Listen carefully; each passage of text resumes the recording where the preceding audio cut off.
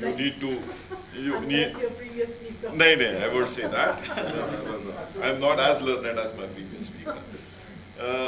So basically, as Shamsu madam rightly said, one of the biggest contribution of this education policy is NRF, National Research Foundation, and huge impetus through NRF on research and innovation.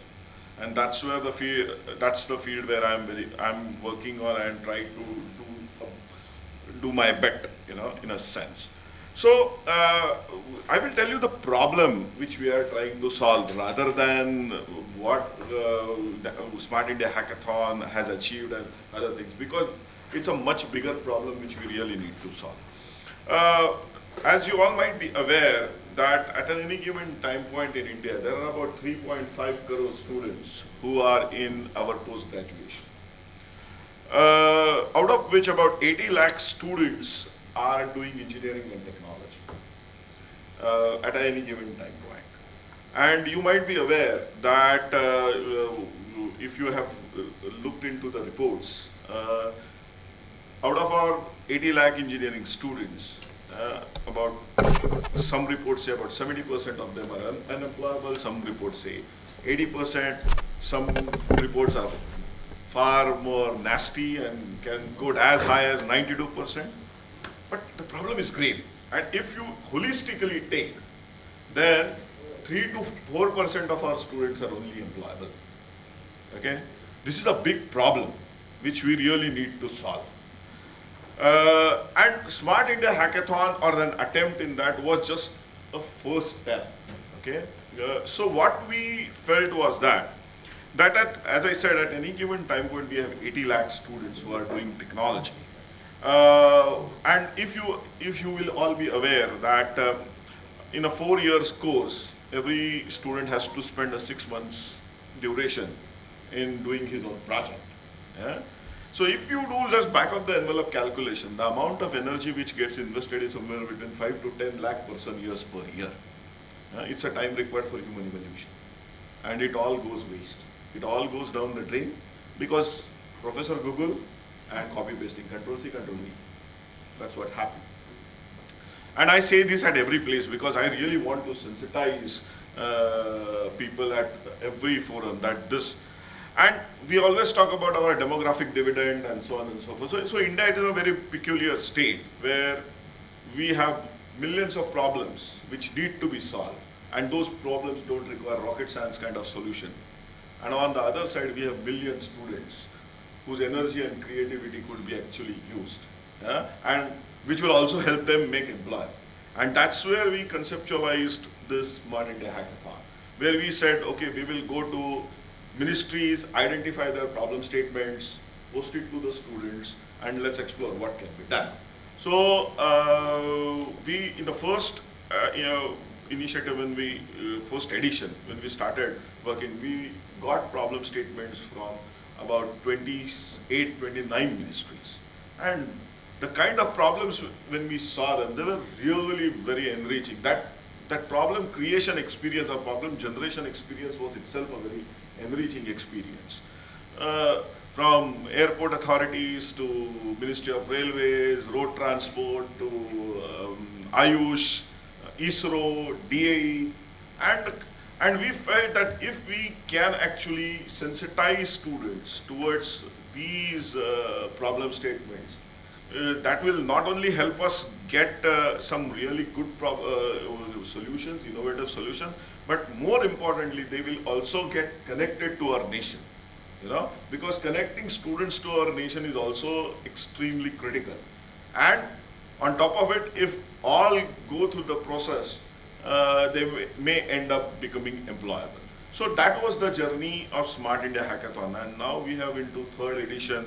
It has evolved as world's biggest hackathon in a sense, or biggest open innovation model. It has gone far more just as a hackathon. We have now devised something called as a hardware hackathon. I don't know how many of you have seen, there is one show on TV called as Big Boss, some bunch of people are put into house and The entire show revolves around their tantrums. To be honest, I have not seen a single episode, but we know. So we said whether we can use a similar model for promoting innovation. So we actually last year went ahead and hired 10 workshops, identified about 100 teams from across India, and told them that for 5 days you have to just eat, sleep here. You don't have to go anywhere. You are not allowed to leave this place. And you go in with a concept and come out with a product. And it actually helped us creating 13, 14 startups. So those are now getting incubated. So this year our hardware edition is starting this Monday, 8th, and it will be at 20 places. So what I want to say from all this is that we are doing these hackathons at the central level, but we want to create the culture of our students actually coming up with solutions for our local problems. Eventually, because at the center we less require digitation as compared to if you go down when you are looking at state level or district level or taluka level, where more and more digitization or more and more problems are there. And whether we can use these institutions, students in these institutions, to go ahead and solve the problems in their vicinity. That is what we really need to actually go ahead and promote. And we are happy to some extent that that movement has started, because when we did this, then our Smart India, that model was replicated by government of Gujarat, then government of Orissa, government of Telangana, government of Andhra, even Chhattisgarh has got into it. And now some districts have started doing, Kolhapur has started doing, Surat has done, and so on and so forth. So we need to ensure that this culture of we will use our youngsters' native technology to solve the problems. We don't have to import solutions. If we can inculcate that culture within our youngsters, then that will be the biggest or the best way to move forward in making not only these students employable, but also ensure that we create job creators than job seekers, because that's the biggest thing which we really require if we want to handle this demographic dividend in a positive way. Otherwise it will create havocs for us. So to some extent that movement has is successfully moving forward. But India, if has to evolve as a real innovation hub, then on one side we have to have large number of youngsters solving local problems, but on other side we also need to ask ourselves what we are doing wrong, because of which really groundbreaking ideas, disruptive ideas are not coming out, which will have impact globally. And when we looked at that, we realized that the culture of grand challenges and mission challenges is not there. And we are also now working on actually putting some really good grand challenges within MHRD, so that we also kickstart that culture, so that on one hand we will look at the local problems using this big demographic dividend, while we will also use our faculty in IITs, NITs in a very, very focused way to approach or to solve some of the big challenges this country is facing. So that's where we are taking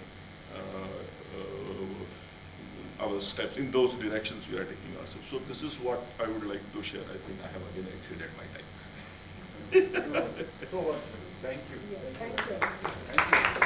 Thank you. Quite inspirational all across. I would now like to request Dr. Deeptiman Das to put out his comments on the national education policy. And thankfully to him, Honorable Finance Minister talked about the Study in India campaign, something which he launched last year, and HCL is single-handedly responsible for that mandate of positioning India as a global edu destination. So probably he can mix and match both